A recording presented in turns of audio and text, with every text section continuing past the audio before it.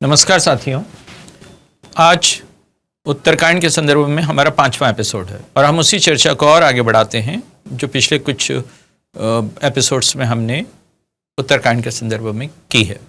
हमारे सामने प्रश्न ये है कि यदि उत्तरकांड वाल्मीकि रचित होता तो क्या वाल्मीकि उसमें स्वयं को अन्य पुरुष की तरह वर्णित करते? क्या वे इस हद तक भी जाते कि अपने आप की प्रशंसा करने वाले विशेषण उसमें प्रयुक्त करते? कि उत्तरकांड में वाल्मीकि का उल्लेख जो है उत्तम पुरुष की तरह नहीं हुआ है। जैसे निराला कहते हैं कि मैंने मैं शैली अपनाई, वो मैं शैली जो है वो उत्तरकांड की घटनाओं में नहीं दिखती, जबकि वहां पहली बार वाल्मीकि स्वयं प्रत्यक्ष रूप से उपस्थित हैं। वे अपने आप के लिए इस उत्तरकांड में उग्र तपस्या में मन लगाने वाले धर्मज्ञ, परम बुद्धिमान महर्षि, महातपस्वी, महायशस्वी जैसे विशेषण कैसे इस्तेमाल कर सकते थे? इसी उत्तरकांड के 65वें सर्ग में वाल्मीकि शत्रुघ्न को सुदास पुत्र कलमाशपात की कथा बताते हैं। यहां फिर उनका उल्लेख तृतीय पुरुष की तरह है। 66वें सर्ग में लवकुश का जन्म है और वहां फिर वाल्मीकि है, लेकिन यहां भी उन्हें वही अन्य पुरुष धर्मी ट्रीटमेंट के साथ बताया गया है। 93 और 94 जो सर्ग है उसमें वाल्मीकि लव और कुश के बारे में फिर अन्य पुरुष की तरह बात करते हुए बताए गए हैं। अब यदि यह उत्तरकांड वाल्मीकि कृत होता तो वाल्मीकि स्वयं के बारे में मैं शैली में क्यों बात नहीं कर सकते थे? और जैसा कि कहा जाता है कि यह तो लव कुश के द्वारा वर्णित है, तो वे लवकुश भी अपने आप को मैं या हम की टर्म्स में नहीं बोलते। यहां भी वे अन्य पुरुष में ही वर्णित हैं। 96वां सर्ग जो है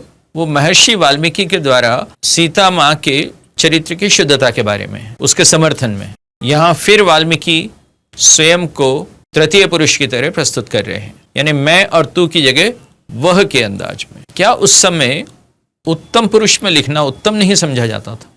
तो एक प्रश्न ये है। इसका समाधान कुछ लोग ये कह के कर सकते हैं कि यूं तो वेदव्यास जी ने भी महाभारत लिखी है और महाभारत में व्यास जी अपना उल्लेख तृतीय पुरुष की ही तरह करते हैं, तो हो सकता है कि यह उस समय की शैली हो जहां पर कोई व्यक्ति जो कि उस कथा का एक चरित्र भी है और उस कथा का वर्णनकार भी है, स्वयं को तृतीय पुरुष की तरह प्रस्तुत कर रहा हो। लेकिन वेदव्यास और वाल्मीकि में फर्क है।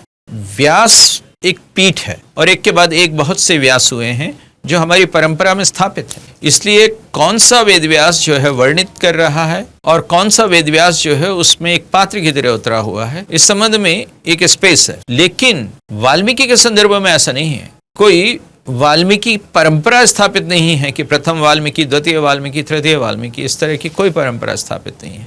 वाल्मीकि एक ही हुए और वो वही थे जिन्होंने की वाल्मीकि रामायण लिखी। मुझे यह देख के भी आश्चर्य होता है कि एक दो पुराणों को छोड़कर बाकी सारे पुराण जो हैं सीता परित्याग की कथा के बारे में या शंभुक वध की कथा के बारे में चुप क्यों? मुझे यह भी दिलचस्प लगता है कि राम की आलोचना तो सीता को वन में छुड़वा देने के लिए होती है, किंतु कृष्ण की आलोचना राधा को छोड़ आने के लिए नहीं होती। क्या हमारे ये आलोचक राम के सीता से विवाहित होने के तथ्य को ज्यादा महत्व देते हैं, जबकि राम और सीता के संदर्भ में और कृष्ण और राधा के संबंध में तथ्य नहीं सत्य महत्वपूर्ण है। जैसे सीता राम की आत्मा है वैसे ही राधा कृष्ण की आत्मा है। ये उथली दृष्टि वाले हैं जिनको जो है सीता स्वकीय और राधा परकीय लगती है और इसलिए सीता को छोड़ाना नागवार गुजरता है, जबकि राम और कृष्ण, सीता और राधा दोनों के लिए प्रणय ही प्रमाण है। बिछुड़ भले ही जाएंगे लेकिन अपने प्रिय और अपनी प्रिया के प्रति प्रेम लेश मात्र भी कम नहीं होगा। यह शेपक कहता है कि राम को लोक की चिंता है और कृष्ण को भी लोक की सेवा करनी है। राम जीवन के उत्तरार्ध में सीता को छोड़ते हैं, कृष्ण जीवन के पूर्वार्ध में राधा को छोड़ते हैं, लेकिन दोनों अपने हृदय में एक एक घाव लिए घूमते हैं। जैसे राधा का मूल ग्रंथ में कोई विशेष उल्लेख नहीं है, उसी तरह से सीता का भी मूल ग्रंथ में परित्याग के संदर्भ में कोई उल्लेख नहीं है। लेकिन कुछ ऐसा हुआ कि दोनों ही घटनाओं ने लोक कल्पना पर परवर्ती समय में कब्जा सा कर लिया। लेकिन मेरे सामने कुछ सवाल इसके बाद भी हैं। एक प्रश्न तो ये उठता है कि जो राम अहिल्या के अन्य गमन की कथा को जानते हुए भी न केवल उनके चरण स्पर्श करते हैं बल्कि उनके आतिथ्य सत्कार को भी प्रीतिपूर्वक ग्रहण करते हैं, वे राम अपनी पत्नी सीता के प्रति ऐसे कठोर और ऐसे सैद्धांतिक रूप से भिन्न कैसे हो गए कि पत्नी के प्रति मात्र लोकापवाद के आधार पर सरासर एक पक्षीय तरीके से बिना किसी अंतर्द्वंद के और बिना किसी विमर्श परामर्श के एकदम निठुर निर्णय ले लें।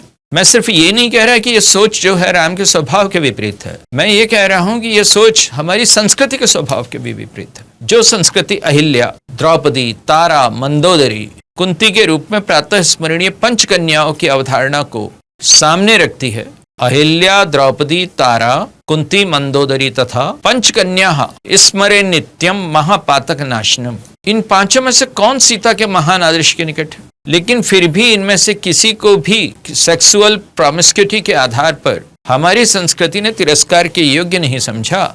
इन्हें प्रातः स्मरणीय माना, इन्हें पातक नाशनी माना। इनमें से किसी का भी परित्याग नहीं हुआ और वन में निष्कासन नहीं हुआ। जो परंपरा इन स्त्रियों को साध्वी समझती है, वो सीता जैसी परम साध्वी के प्रति निष्कासन के भाव को कैसे प्रोत्साहित कर सकती है? हमारी परंपरा में इन पंचकन्याओं का सम्मान इसलिए भी है कि ये सब अत्यंत शक्तिशाली व्यक्तित्व की स्वामिनी हैं। इन्हें कुमारी भी जानबूझकर कहा होगा क्योंकि मच मैरिड और मच सेक्स्ड होने के बावजूद इनके पावित्र्य पर कहीं आंच नहीं आई और इन स्त्रियों का कन्यापन बना रहा। इन्होंने प्रायः अपने युग का नेतृत्व किया। इनकी सेक्सुअलिटी पर हमारी परंपरा ने कोई स्टैंडर्ड नैरेटिव नहीं बनाया जिनमें सेक्स के नाम पर इन्हें लांछित कर दिया जाता। तब सीता के नाम पर वह मूर्खतापूर्ण लांछन वाल्मीकि की नजरों में या राम की दृष्टि में कैसे महत्वपूर्ण हो जाता? इसलिए ना तो चंपू रामायण ने और ना उनके बहुत बाद आए तुलसीदास ने और उनके भी बहुत बाद आए मैथिली शरण गुप्त ने सीता परित्याग के प्रसंग को जो है अपने काव्य रचनाओं के लिए उपयुक्त नहीं समझा।